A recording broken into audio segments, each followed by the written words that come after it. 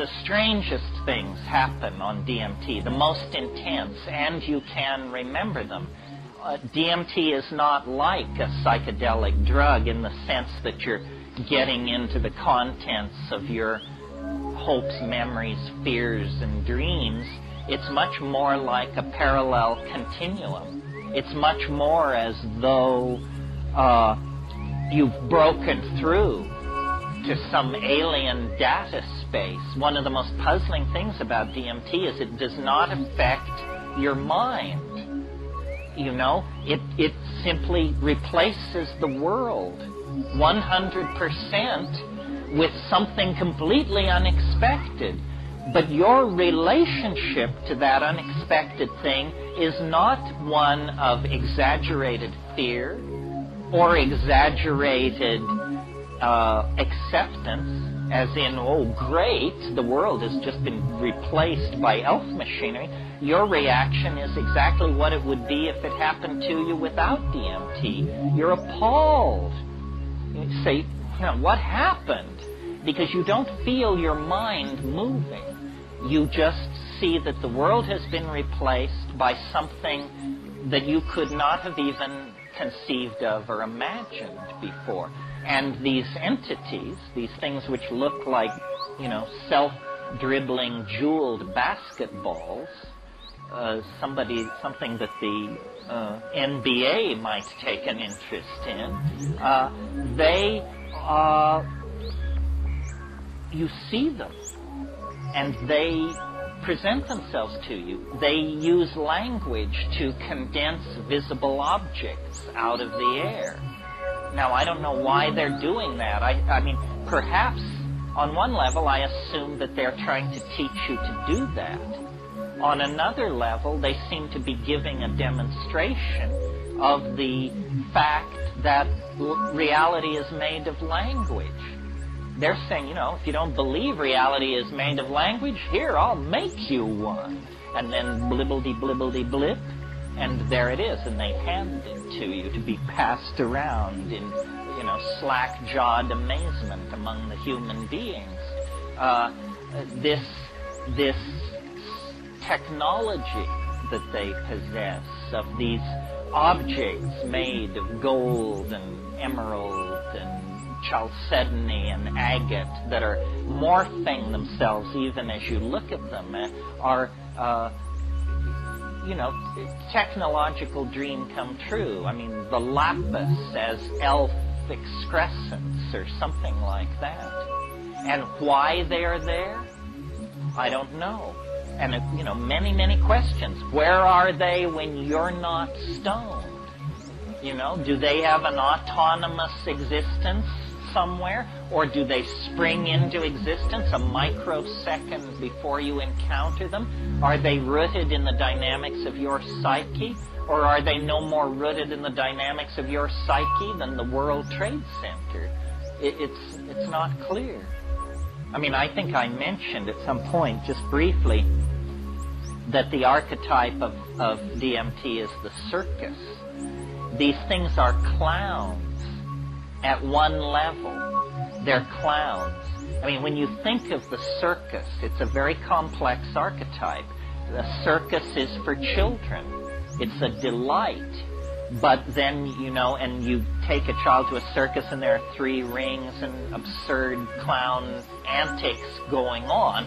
But then you lift your eyes up to the top of the tent and there the lady in the tiny spangled costume is hanging by her teeth, working without nets.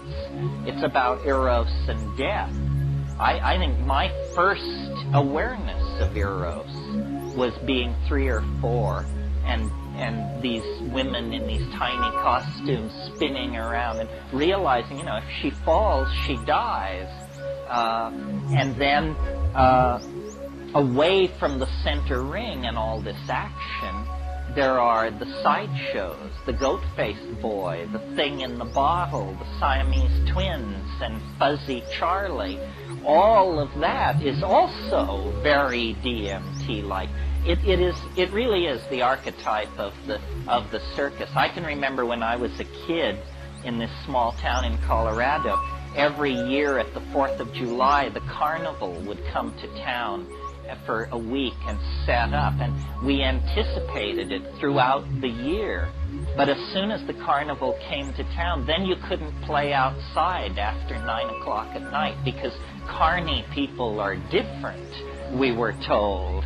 And, you know, their means of support, sexual proclivities, and choice of intoxicants might have run counter to this Midwestern Catholic mining town I was in. And so then there's this sense of the disruption, the danger, the drama, the interest, the fun, and then they go away, and life is as if they had never been there at all. And that's what DMT is like. I mean, it's a secret of such magnitude that it's inconceivable how it has ever been kept. Because, you know, in a world where information was fairly weighted, we would spend as much time talking about DMT as we spend talking about, I don't know, the West Bank or something. And as you see, by studying our newspapers, DMT is rarely, if ever, mentioned. I mean, never would be a good rule of thumb. The Western mind is very queasy around these experiences that cast into doubt its cherished illusions about how reality is put together. And when you get to DMT, you have hit the main vein. I mean, I hold it in reserve as the ultimate convincer. I mean, that's for there are these people running around, you know, who say, oh, you people who are into drugs, give me a good branch whiskey and a little TV. I think you're deluding yourself. Say, do you? Well, have you got 5 minutes to invest in this proposition, my cheerful friend? Because if you do, have I got news for you. It also seems to me, you know, considering the fact that DMT is a naturally occurring neurotransmitter, that you return to the baseline of consciousness in 15 minutes, that it's utterly harmless. What's the matter with our critics? Why are they so phobic of it? You know, what is it? Are you tainted forever if you know the position of your enemy? Why are they so afraid to give it a chance?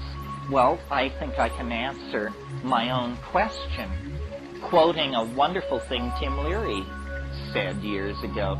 He said, LSD occasionally causes psychotic behavior in people who have not taken it. Right. That is the problem, I believe, that these drugs are causing outbreaks of psychosis among people who won't get near them. And they are turned into frightened, paranoid order freaks reaching for, extra-legal and extra-constitutional means to make your life hell. Obviously, their minds have been severely bent by the absence of this drug. However, the knowledge of it seemed to practically undo them.